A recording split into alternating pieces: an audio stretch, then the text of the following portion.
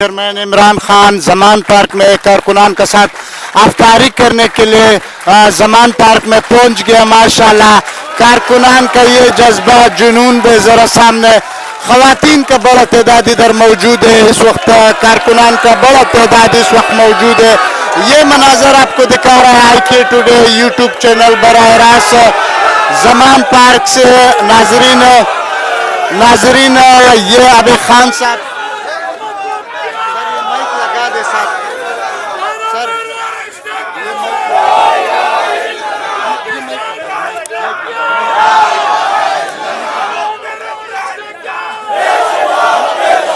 तुम्हारे पास 2 कैमरे होने चाहिए, 2-3 कैमरे हो ताकि लोगों को एक ही कैमरे से कहाँ आता है।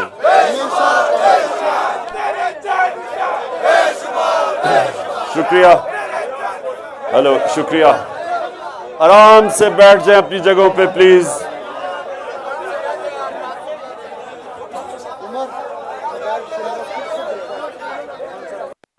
बैठ जाएं आराम से प्लीज।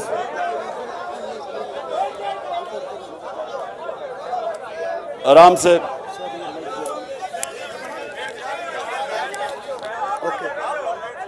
अच्छा अब थोड़ी खामोशी। अच्छा मैं पहले पूछना चाहता हूं कि आप किन किन जिलों से आए हुए हैं। तो पहला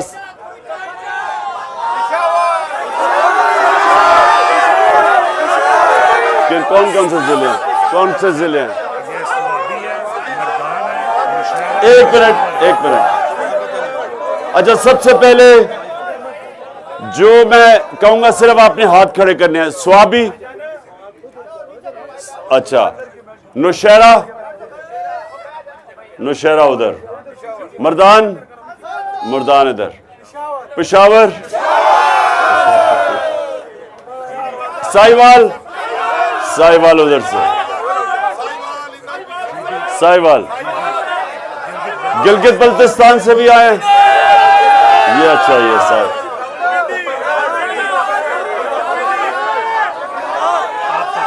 पाकपटन,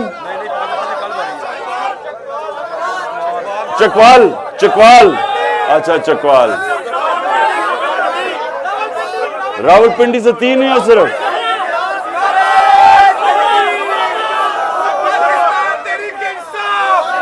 एक मिनट। अच्छा सर, आराम से, एक मिनट, आराम से बैठ जाए। अब मैं किसका नाम नहीं लिया, एक मिनट खामोशी। एक लकी मरवत से कितने हो? अच्छा गुजरात से हो? 3, 2, अच्छा 5। गुजरात से, बावलपुर, अच्छा बावलपुर से, मुजफ्फरगढ़ से कितने हो? ये मुजफ्फरगढ़, वो पीछे, अच्छा ओके। अच्छा बैठ जाओ खामोशी। 5 मिनट। किधर? खुशाब, अच्छा खुशाब से, माशाल्लाह सारे पाकिस्तान से आए हो। इस्लामाबाद, अच्छा वजीराबाद। बैठ जाओ मेहरबान।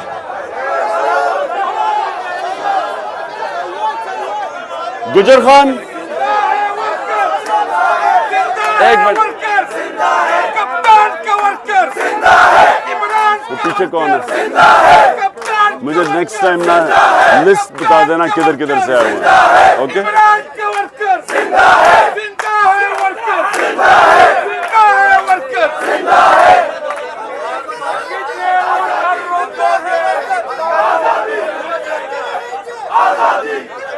अब तो सुना,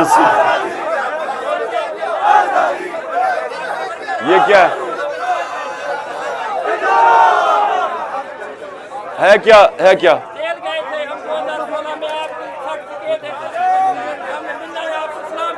बाद में। अच्छा अब आपने मेरे 10 मिनट आपने मेरी बात सुनी और खामोशी। 10 मिनट, रोजे को कितना टाइम है?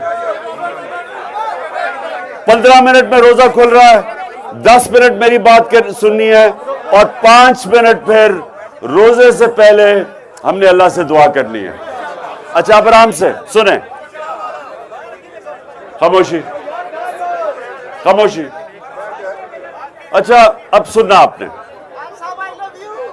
बाद में। इस वक्त आप उस तहरीक का हिस्सा हो,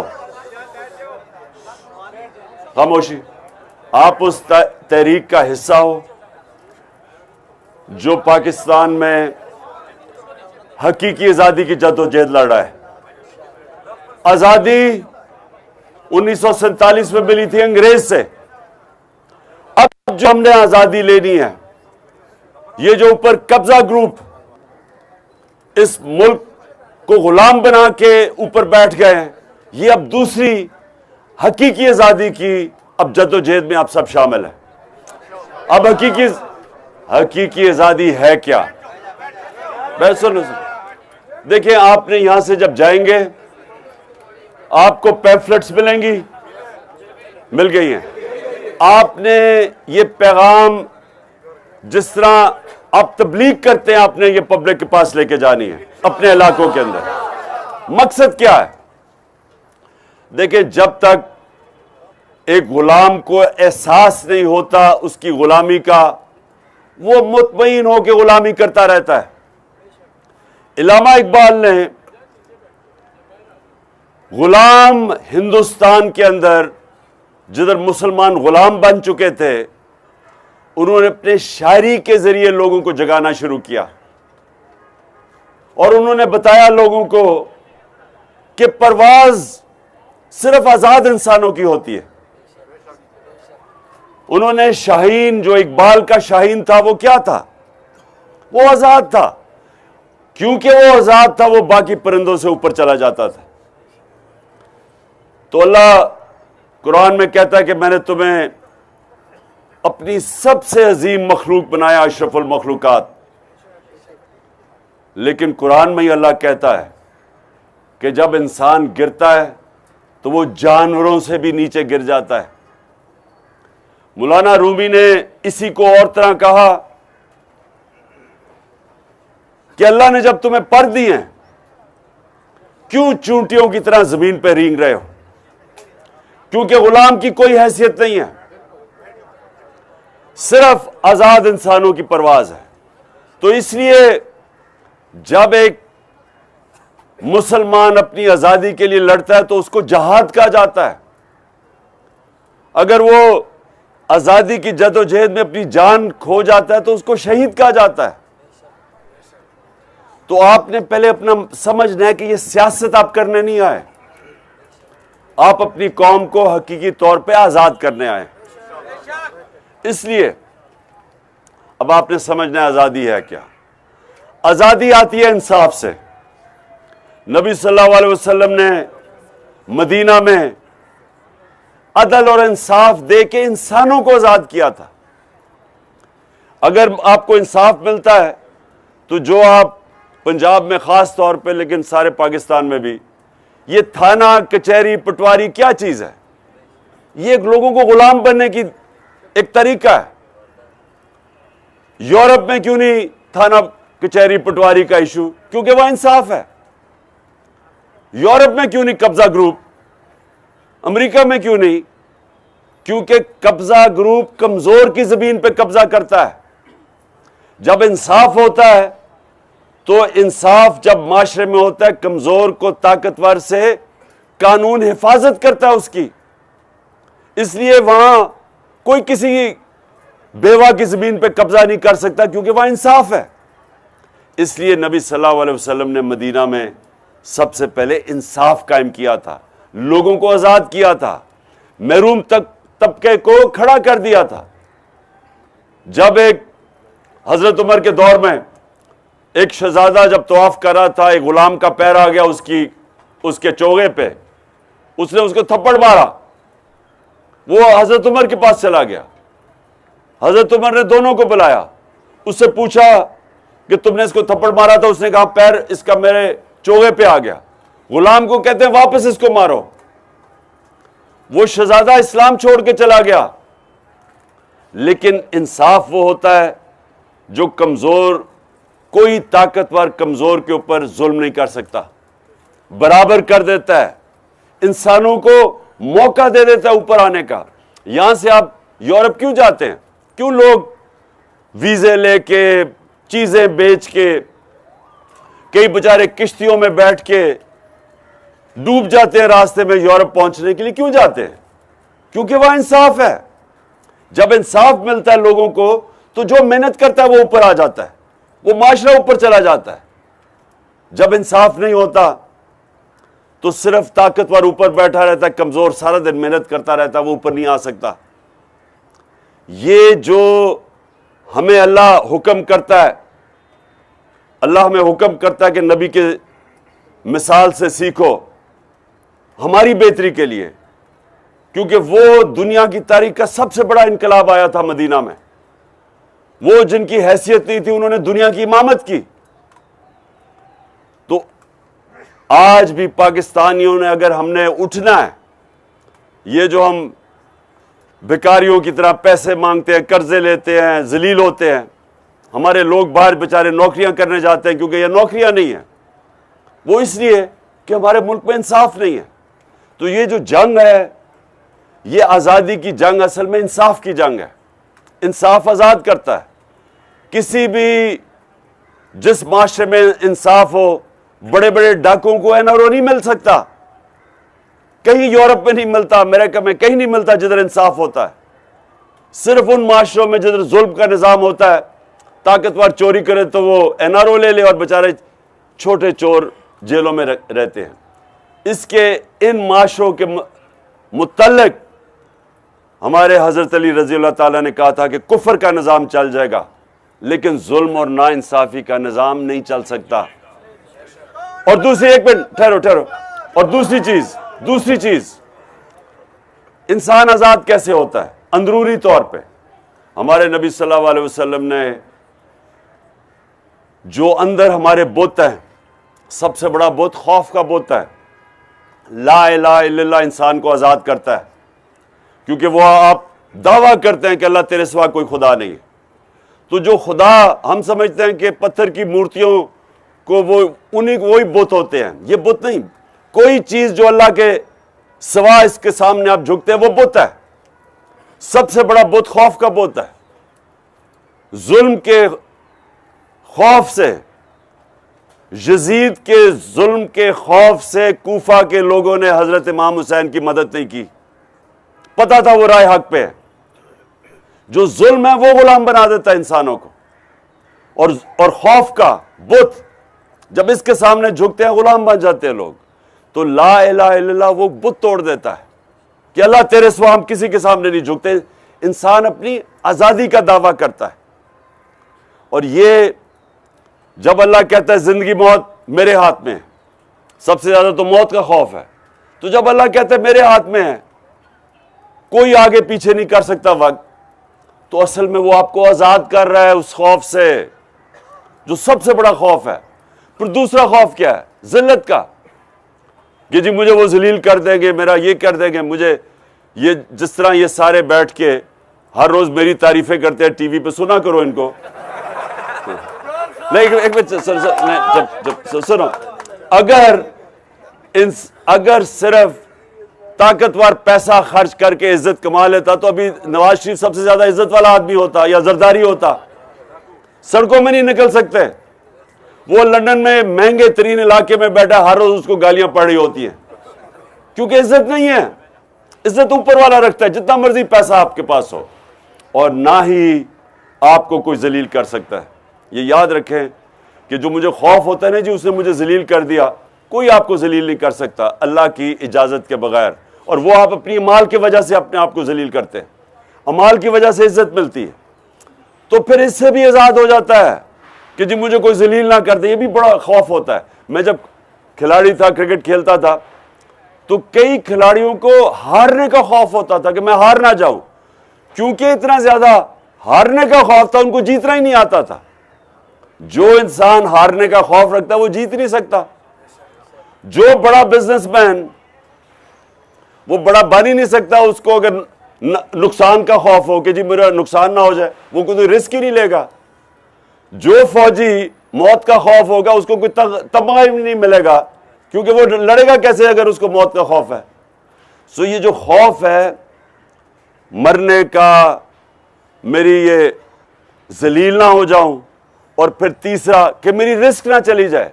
अब ये कई जगह या पुलिस और रेंजर्स ने, पता था औरतें हैं, पता था कि हमारे लोग हैं, फैमिलीज आई हुई, उनके ऊपर उन्होंने टेयर गैसिंग कर ली।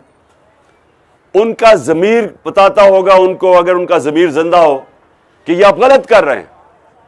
ना आपको कानून इजाजत देता है। कौन सा कानून इजाजत देता है? आप देख रहे हैं कि वो लोग पुरअमन बैठे हुए हैं, वहां फैमिलीज हैं, कौन इजाजत देता है आप उनके ऊपर टेयर गैसिंग करें और उनको मारें और उनको तकलीफ पहुंचाए? लेकिन वो अपनी नौकरी ना जाने के खौफ की वजह से ये जुल्म करने के लिए तैयार हो जाते। इसकी माफी नहीं है। अगर मुझे कोई कहे, अब जिन्होंने जिले शाह का कत्ल किया है, क्या वो कहेंगे जी मुझे ऊपर से ऑर्डर मिला, तो वो माफ हो जाएंगे? माफ नहीं होंगे, क्योंकि अल्लाह ने कहा है कि रिस्क तो मेरे हाथ में है।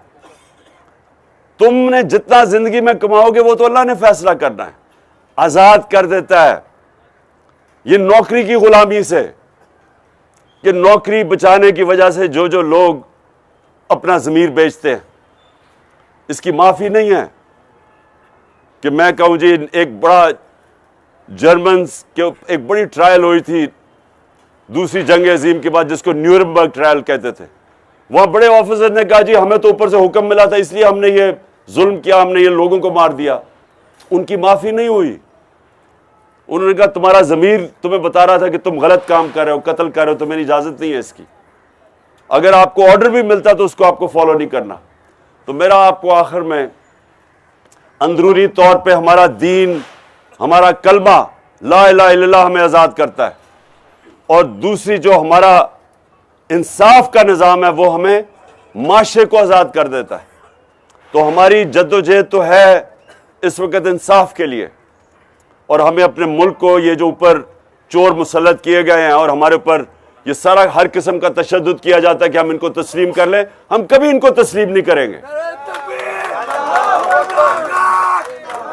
अच्छा, अब मैंने, एक मिनट सुन, मैंने अपने, अब मैं हर जिले से, आपके जिले से मैं आपके लोगों को चुनूंगा, उनको मैंने अपना एक नंबर देने लगा हूं जो सिर्फ मेरे वर्कर्स के लिए होगा। वो जो भी, कोई फजूल आपने मुझे बात नहीं करनी, जो भी आपके ज़िले में मसले मसाइल है, वर्कर्स आपके जब ज़िले में फिरेंगे, आपने वो मुझे इस फ़ोन कॉल के ऊपर मुझे करेंगे नंबर। इसके बाद अच्छा,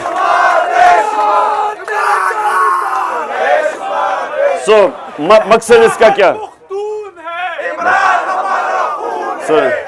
सुने, आप सबके लिए, मैं कारकुनों के लिए अब ये कह रहा हूं, मेरी बात सुनिए आपने। मैंने आपको ये नंबर दूंगा, इस नंबर के ऊपर हर जिले पे मैं कारकुनों को दूंगा, वो ताकि मुझे वहां उस जिले की चीजें बता सकें, क्या मसले मसाइल हैं, क्या हैं, टिकट किसको मिलना चाहिए, किसी को बताना ना, चुप करके अपनी तरफ से बताना किसको मिलना चाहिए। और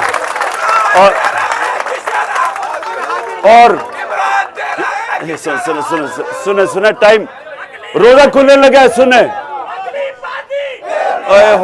कितना 3 मिनट रह गए, अभी दुआ भी करनी है आपने। अच्छा, रोजे से पहले, रोजा खोलने से पहले आपने सबने दुआ करनी है, अल्लाह से मांगना है अपने आप को आजाद करने के लिए, इस मुल्क को एक वो मुल्क बनाना जिधर बाहर से लोग पाकिस्तान में नौकरियां ढूंढने आए, वो मुल्क बनाना है हमने इंशाअल्लाह। और जिसमें सबसे बड़ी बात यह कि आम आदमी की इज्जत हो, आम आदमी कानून के सामने, ताकतवरों के सामने भी खड़ा हो तो उसको इंसाफ मिले। जिस तरह हजरत अली रजी अल्लाह ताला एक यहूदी से, खलीफा होते हुए यहूदी से केस हार जाते हैं, वो था मुसलमानों का इंसाफ, जिसकी वजह से वो दुनिया की इमामत की। तो इंशाअल्लाह आपने अभी दुआ करनी है, 2 मिनट रह गए, नंबर मैं दूंगा, इसके बाद मैं यहां से अली को और उसकी मुदस्सर की ड्यूटी लगाऊंगा कि आपके चुन चुन के हर लोगों को नंबर दे, ताकि मुझे आपकी फीडबैक मिले। आपने पैम्फलेट्स अपने इलाके में जाके तबलीग की तरह लोगों के अंदर बांटनी और उनको लोगों को समझाना है। ये वाली पैम्फलेट्स है, आपने सबको देना है। बैठ के आप दुआ कर ले। तुमने